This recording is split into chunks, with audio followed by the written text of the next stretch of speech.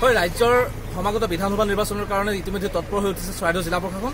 চৰাইদেউ জিলাৰ দুটাকৈ বিধানসভা সমষ্টি সোণাৰী আৰু মাহমৰা দুটা বিধানসভা সমষ্টিৰ নিৰ্বাচনৰ কাৰণে ইতিমধ্যে প্ৰশাসনে যাৱতীয় ব্যৱস্থাসমূহ প্ৰায় সম্পূৰ্ণ কৰিছে। আৰু আমি বৰ্তমান উপস্থিত আছো চৰাইদেউ জিলাৰ সদৰ সোণাৰী নগৰৰ ৰাজ্যৰ পৰা আমি জানিবৰ কাৰণে চেষ্টা কৰিম আচলতে সোণাৰী সমষ্টিবাসীয়ে কি বিচাৰে, আগন্তুক নিৰ্বাচনত কেনেধৰণৰ প্ৰাৰ্থী বিচাৰে বা কেনেধৰণৰ এখন চৰকাৰ হোৱাটো বিচাৰে তেওঁলোকে সেই সন্দৰ্ভত আমি জানিবৰ কাৰণে চেষ্টা কৰিম। আজি সোণাৰী সমষ্টিবাসীৰ মতামত জানিবৰ কাৰণে চেষ্টা কৰিম।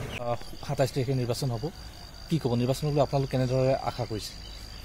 ইতিমধ্যে নিৰ্বাচনৰ কাৰণে দলসমূহতো তৎপৰ হৈ উঠিছে নিজা নিজা অৱস্থানৰ পৰা। তেওঁলোকে নিজা নিজা কৌশল অৱলম্বন কৰিব। আৰু দেখা গৈছে শাসকীয় দলৰতো এটা সুবিধা থাকে, শাসকীয় দলে ইতিমধ্যে তেওঁলোকে এটা নিৰ্দিষ্ট এটা বুনিয়াদ গঢ়ি লৈছে। গতিকে তেওঁলোকে বলিষ্ঠভাৱে প্ৰতিদ্বন্দ্বিতা কৰিব। কিন্তু ইয়াৰ সমান্তৰালকৈ অন্যান্য দলসকলো বহি নাথাকিব। তেওঁলোকৰ ক্ষোভ আছে, অভিযোগ আছে। তেওঁলোকে যদি একত্ৰিতভাৱে সংগ্ৰামখন কৰে, যুঁজটো দিয়ে, তেতিয়াহ'লে দৃশ্যপটটো হয়তো যি ধৰণে সাধাৰণতে ভাবি থকা হয় তাতকৈ সলনি। সোণাৰী সমষ্টিৰ ৰাজনৈতিক প্ৰেক্ষাপট কি বুলি ভাবে?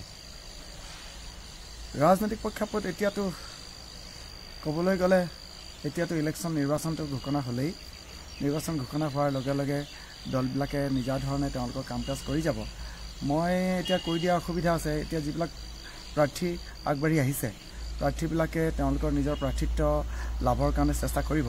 তাৰ মাজত কাৰোবাৰ যদি অসন্তুষ্টি থাকিলে এটা কথা হ'ব পাৰে, আশানুৰূপ তেওঁলোকৰ যি সহযোগিতা থাকিব লাগে, সহযোগিতা নাথাকিবও পাৰে। সোণাৰী সমষ্টিৰ উন্নয়ন কেনেধৰণে হৈছে? উন্নয়ন একদম নিৰ্মোহ কথাটো হৈছে, উন্নয়ন হৈছেও আৰু ক'ৰবাত উন্নয়ন বাকী ৰৈও গৈছে। এইটো মানে 100% উন্নয়ন হৈছে বুলি ক'লে কথাটো প্ৰকৃত সত্য কথা কোৱা নহ'ব। সেইটো আমি আশা কৰোঁ এখন চৰকাৰে উন্নয়নৰ বাবে গতি দিবৰ বাবে নিশ্চয় চেষ্টা কৰি যাব। আৰু সেইটো কৰিব পাৰিলে তেওঁলোকে চৰকাৰ এটা দায়িত্ব পালন কৰা হ'ব। এতিয়া সেইটো জনসাধাৰণে দেখি থাকিব। মই কোৱাৰ আগতেও বহু মানুহে চাৰিও চুকত এইবিলাক লক্ষ্য কৰি আছে। বাস্তৱিকতে মোতকৈ তেওঁলোকে বেছি ভালকৈ জানিব।